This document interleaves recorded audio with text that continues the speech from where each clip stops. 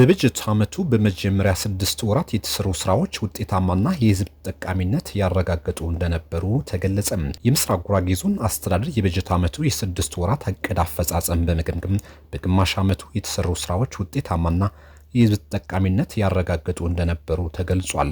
በዞኑ ባለፉት 6 ወራት የተከናወኑ ዋና ዋና ተግባራት በሪፖርት ቀርበው የተገመገሙ ሲሆን ከእቅድ አፈጻጸም አኳያም በሁሉም ዘርፍ እንደ ዞን የተሻለ አፈጻጸም ነበራቸው ተብሏል። የምስራቅ ጉራጌ ዞን ዋና አስተዳዳሪ አቶ ሙስጠፋ ሐሰን የበጀት ዓመቱ 6 ወራት እቅድ አፈጻጸም በገመገሙበት ወቅት እንደ ዞን የተቋማት አፈጻጸም የተሻለ እንደነበር በመግለጽ በተለይም በግብርና፣ በገቢ አሰባሰብ፣ በትምህርት፣ በስራ ዕድል ፈጠራ፣ በጤናና በውሃና ማዕድን ኢነርጂ ዘርፎች ላይ የተሰሩ ስራዎች የህዝቡ የረጅም ጊዜ ልማትና የመልካም አስተዳደር ጥያቄዎችን መመለስ የቻሉ እንደነበሩ አስረድቷል። የዞኑ ህዝብ ከመንገድ፣ ከውሃ፣ ከመብራት፣ ከጤናና ከትምህርት አኳያ በተደጋጋሚ ሲያነሳቸው የነበሩ ችግሮች በቁርጠኝነት መፍታት የተቻለበት እንደነበረም ተናግሯል። በቀሪ ወራትም ያልተፈቱ ዋና ዋና የልማት የመልካም አስተዳደር ችግሮች ለመፍታት ይሰራል ያሉ ሲሆን የዞኑ ጸጋዎች ለማህበረሰቡ ጥቅም በመዋል ለህዝቡ ተጠቃሚነት በትጋት እንደሚሰራ ማስገንዝቧል።